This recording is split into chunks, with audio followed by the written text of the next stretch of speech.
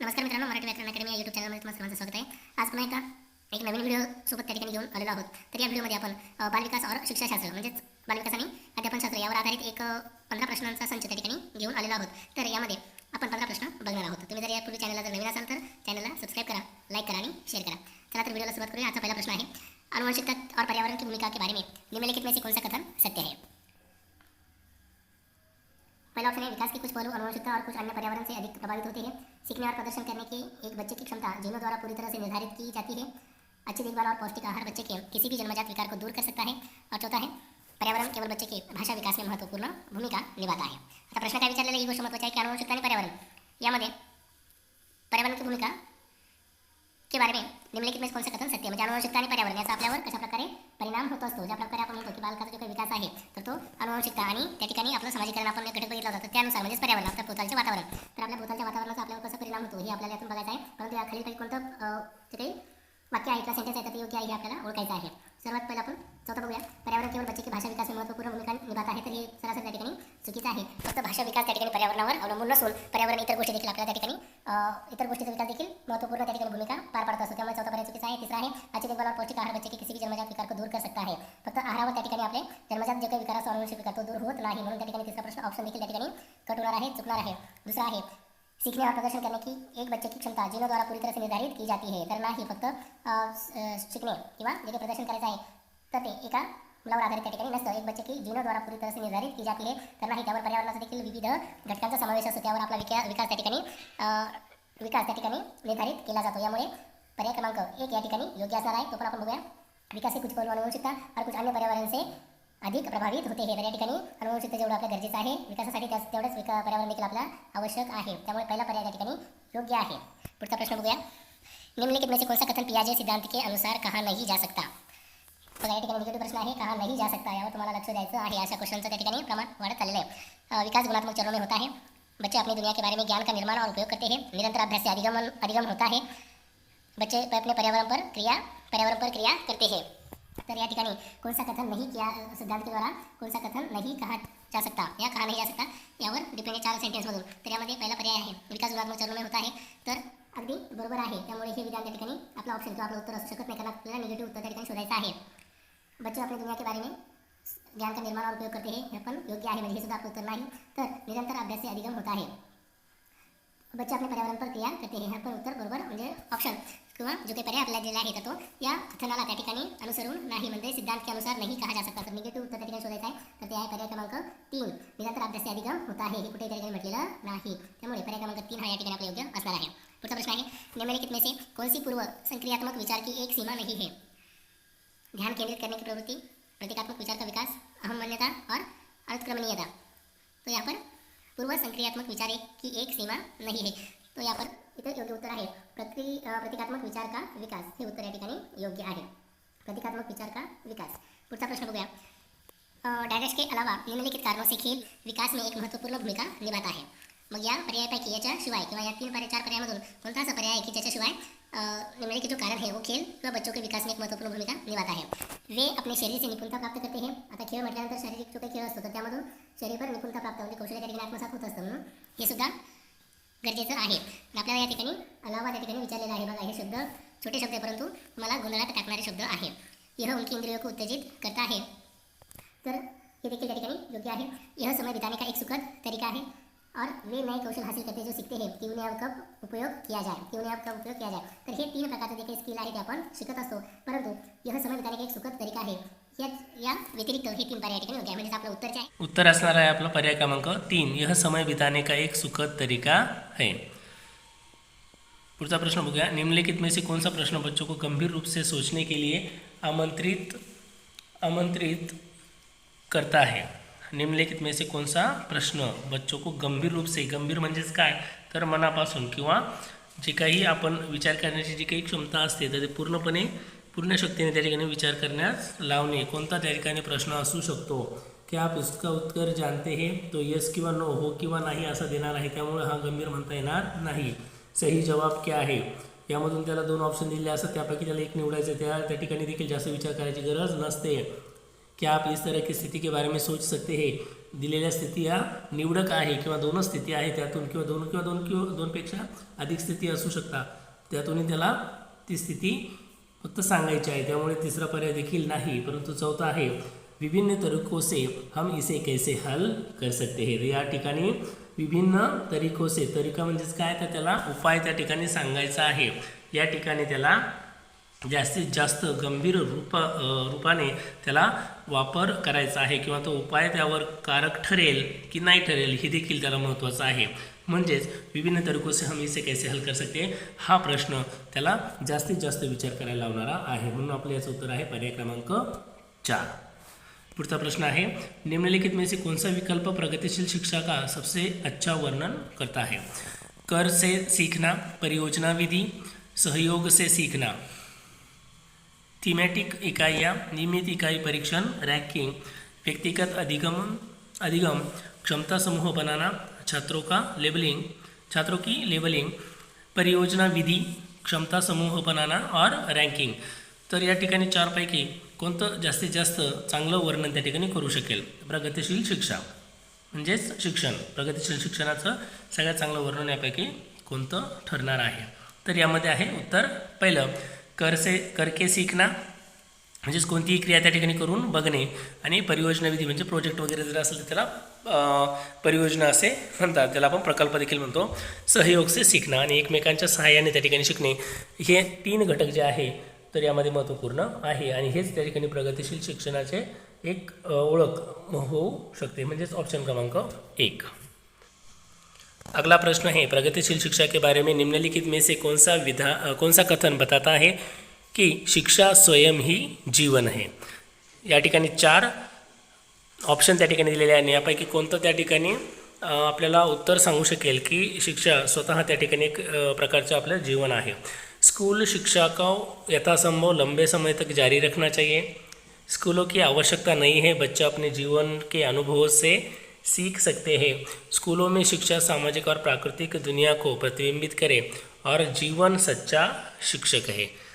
तर या ठिकाणी 4 ऑप्शन आपल्याला दिलेले आहे.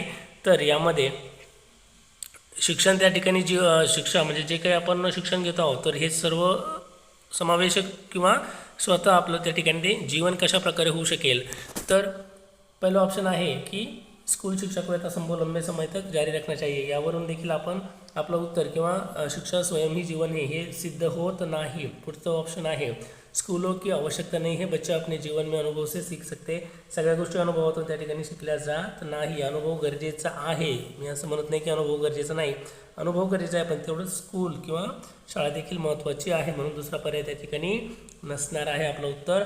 तिसरा आहे स्कूलों में शिक्षा सामाजिक और प्राकृतिक, ही गोष्ट महत्त्वाची आहे. थोडंसं लक्ष द्या या ऑप्शनकडे. स्कूलों में शिक्षा सामाजिक और प्राकृतिक दुनिया को प्रतिबिंबित करे. आणि समाजासमोर किंवा सामाजिक शिक्षण असेल किंवा जे काही प्राकृतिक आहे आपण त्याला नॅचरली म्हणतो, ह्या गोष्टी दुनियामध्ये म्हणजेच आपल्या जीवनामध्ये खूप उपयोगाच्या असतात. म्हणून पर्याय क्रमांक 3 हा या ठिकाणी योग्य आहे. पुढचा प्रश्न आहे कोहलबर्ग के सिद्धांत के योगदान के रूप में निम्नलिखित में से किसे माना जा सकता है. कोहलबर्ग के सिद्धांत के योगदान के रूप में निम्नलिखित में से किसे माना जा सकता है. उनके सिद्धांत ने संज्ञानात्मक परिपक्वता और नैतिक परिपक्वता के बीच एक सहयोग का समर्थन किया है. इस सिद्धांत में विस्तृत परीक्षण की प्रक्रिया है. यह नैतिक तर्क और कार्रवाई के बीच एक स्पष्ट संबंध स्थापित करता है. उनका विश्वास है कि बच्चे नैतिक दार्शनिक है. ये 4 यहाँ पर ऑप्शन दिए गए, इसमें से सही ऑप्शन है उनके सिद्धांत ने संज्ञानात्मक परिपक्वता और नैतिक परिपक्वता के बीच एक सहयोग का समर्थन किया है. तो इसका उत्तर है ऑप्शन नंबर 1. याचा पहिला पर्याय त्या ठिकाणी योग्य आहे. पुढचा प्रश्न आहे निकटवर्ती विकास का क्षेत्र संदर्भित करता है. उस चरण को जब अधिकतम विकास संभव है. उस विकासात्मक चरण को जब बच्चा सीखने की पूरी जिम्मेदारी लेता है. एक संदर्भ को जिसमें बच्चे सहयोग के सही स्तर के साथ कोई कार्य लगभग स्वयं कर सकते हैं. उस सीखने के बिंदु को जो जब सहयोग वापस लिया जा सकता है. तर या ठिकाणी निकटवर्ती विकासाविषयी आपल्याला प्रश्न विचारलेला आहे आणि हे क्षेत्र कशाच्या संदर्भात आहे हे देखील विचारलेलं आहे. तर 4 पर्याय या ठिकाणी दिलेले आहे. तर आपला योग्य पर्याय आहे पर्याय क्रमांक 3. एक संदर्भ को जिसमें बच्चा सहयोग के सही स्तर के साथ कोई कार्य लगभग स्वयं कर सकते हैं. आणि विद्यार्थी त्या ठिकाणी स्वतः काहीतरी शिकतो किंवा स्वतः त्या ठिकाणी काहीतरी कार्य करायला ज्यावेळेस तो प्रेरित होतो तोच त्या ठिकाणी निकटवर्तीय विकास आपण त्याला म्हणता येईल. पुढचा प्रश्न आहे, एक उभयलिंगी व्यक्तित्व स्त्री लक्षणों वाले पुरुष को संदर्भित करता है. एक उभयलिंगी व्यक्तित्व में आमतौर पर माने गए मर्दाना और स्त्री गुणों का समायोजन होता है. इसमें दृढ़ और अहंकारी होने की आदत है. समाज में प्रचलित रूढ़िवादी लिंग भूमिकाओं का पालन करता है. तर या ठिकाणी या प्रश्नाचं उत्तर आहे पर्याय क्रमांक 2. एक उभयलिंगी व्यक्तित्व में आमतौर पर माने गए मर्दाना और स्त्री गुणों का समायोजन होता है. पुढचा प्रश्न आहे, बच्चे डैडश को छोड़कर अन्य सभी के द्वारा लिंग भूमिकाएं ग्रहण करते हैं. तर या ठिकाणी लिंग भूमिका ग्रहण म्हणजेच काय, तर यातून आपल्याला कळेल की छोडकर. परत प्रश्न या ठिकाणी बघायचा आहे की छोडकर म्हणजेच निगेटिव्ह पॉईंट आपल्याला शोधायचा आहे. तर मीडियामधून हे ग्रहण होतं असतं. ठीक आहे, स्त्री असेल किंवा पुरुष असेल तर त्यावरून वेशभूषा असेल किंवा इतर काही गोष्टी असेल त्या आपल्या लक्षात येतं. मीडिया समाजीकरणमधून देखील आहे, संस्कृतीमधून देखील आहे, परंतु ट्युशनमधून अशी गोष्ट होत नाही. म्हणजे यामधून ती भूमिका ग्रहण होत नाही. म्हणजेच पर्याय क्रमांक 4 हा या ठिकाणी योग्य आहे. पुढचा प्रश्न आहे, मानकीकृत परीक्षणों की आलोचना में से एक यह है कि वे मुख्य रूप से मुख्य धारा की संस्कृति का प्रतिनिधित्व करते हैं और इसलिए पक्षपाती है. दूसरा है उनकी भाषा को समझना मुश्किल है. तीसरा है परीक्षण बड़ी आबादी पर लागू नहीं किया जा सकते हैं. और चौथा है वे बच्चे की क्षमता को स्पष्ट तस्वीर नहीं देते हैं. तर यामध्ये याचं योग्य उत्तर असणार आहे, वे मुख्य रूप से मुख्य धारा की संस्कृति का प्रतिनिधित्व करते हैं और इसलिए पक्षपाती है. पर्याय क्रमांक 1 या ठिकाणी योग्य असणार आहे. पुढचा प्रश्न आहे, एकाधिक बुद्धिमानी का सिद्धांत कहता है की एकाधिक बुद्धिमानी यावर लक्ष द्यायचं आहे की त्याला मल्टिपल इंटेलिजन्स देखील त्या ठिकाणी म्हणतात. बुद्धि तेजी से बढ़ाई जा सकती है. बुद्धि कई प्रकार की हो सकती है. पेपर पेंसिल परीक्षण सहायक नहीं है और प्रभावी अध्यापन के द्वारा बुद्धि बढ़ाई जा सकती है. तर या ठिकाणी 4 पर्यायामधून आपला कोणता पर्याय एक होईल आपल्याला या ठिकाणी शब्दामधूनच ते कळून जाणार आहे. एकाधिकमधले एकापेक्षा अधिक किंवा बहु त्या ठिकाणी आपण हा शब्द वापरू शकतो. तर बुद्धी कई प्रकार की हो सकती है हे ऑप्शन त्या ठिकाणी योग्य आहे. हा सिद्धांत या ठिकाणी बुद्धी वेगवेगळ्या प्रकारची किंवा वेगवेगळ्या विद्यार्थ्याची वेगवेगळ्या प्रकारची बुद्धी असू शकते. पुढचा प्रश्न आहे, शिक्षक सीखने के लिए मूल्यांकन और सीखने के मूल्यांकन दोनों का उपयोग कर सकते हैं. सीखने के लिए मूल्यांकन और सीखने के मूल्यांकन दोनों का उपयोग कर सकते हैं. कब कर सकते हैं? पहला ऑप्शन है बच्चों की प्रगति और उपलब्धि स्तर को जानने में, बच्चे की सीखने की ज़रूरतों को जानने में और तदनुसार शिक्षण रणनीति का चयन करने में, आवधिक अंतरालों पर बच्चे के प्रदर्शन का आकलन करने और उसके प्रदर्शन को प्रमाणित करने में, बच्चों की प्रगति की निगरानी करने और उनके सीखने के अंतराल को भरने के लिए उचित लक्ष्य निर्धारित करने में. या प्रकारचं त्या ठिकाणी दिलेलं आहे. मग यामधून कोणतं उत्तर त्या ठिकाणी योग्य असणार आहे? ज्या ठिकाणी शिक्षकावर हा प्रश्न दिलेला आहे तर शिक्षक सीखने के लिए मूल्यांकन और सीखने के मूल्यांकन दोनों को उपयोग कर सकते हैं. तर ते आहे पर्याय क्रमांक 1 बच्चों की प्रगति और उपलब्धि स्तर को जानने में. हे ऑप्शन त्या ठिकाणी योग्य आहे. बच्चों की प्रगति और उपलब्धि के स्तर को जानने में मूल्यांकन, सीखने के लिए मूल्यांकन और सीखने के मूल्यांकन दोनों का उपयोग कर सकते हैं. पुढचा प्रश्न आहे, निम्नलिखित में से कौन सा सतत और व्यापक मूल्यांकन से संबंधित नहीं है. पुन्हा त्या ठिकाणी निगेटिव्ह प्रश्न विचारलेला आहे त्यामुळे गोंधळून जायची गरज नाही. एक एक ऑप्शननुसार आपण बघू. इसे भारत के शिक्षा के अधिकार अधिनियम द्वारा अनिवार्य किया गया है. यह शिक्षा अधिगम प्रक्रिया का एक अभिन्न अंग है. यह विभिन्न शिक्षा क्षेत्रों में बच्चे की उपलब्धि पर केंद्रित है और यह बच्चों को धीमे, खराब या बुद्धिमान के रूप में चिन्हित करने में उपयोगी होता है. आता पर्याय जर चौथा बघितला तर अशा कुठल्याही प्रकारचं त्या ठिकाणी कोणत्याही मुलाला त्या ठिकाणी प्रगतिशील किंवा अप्रगतिशील आपण म्हणू शकत नाही. म्हणून पर्याय क्रमांक 4 हे आन्सर आपलं त्या ठिकाणी चुकीचं आहे असं आपण म्हणू शकणार नाही, कारण आपल्याला पॉइंट काय विचारलेला आहे की मूल्यांकन से संबंधित नहीं है. आता इसे भारत के शिक्षा के अधिकार अनिवार्य किया गया हे पण बरोबर आहे. ज्याला सतत आणि व्यापक त्याला CCA आपण म्हणतो. तर यह शिक्षण अधिगम प्रक्रिया के एक अभिन्न अंगी हे पण योग्य आहे. यह विभिन्न शिक्षा क्षेत्रों में बच्चे की उपलब्धि पर केंद्रित है, हे पण योग्य आहे, परंतु ऑप्शन क्रमांक 4 जे आहे तर ते या मूल्यांकनाशी संबंधित नाही, म्हणून पर्याय क्रमांक 4 हा या ठिकाणी योग्य आहे.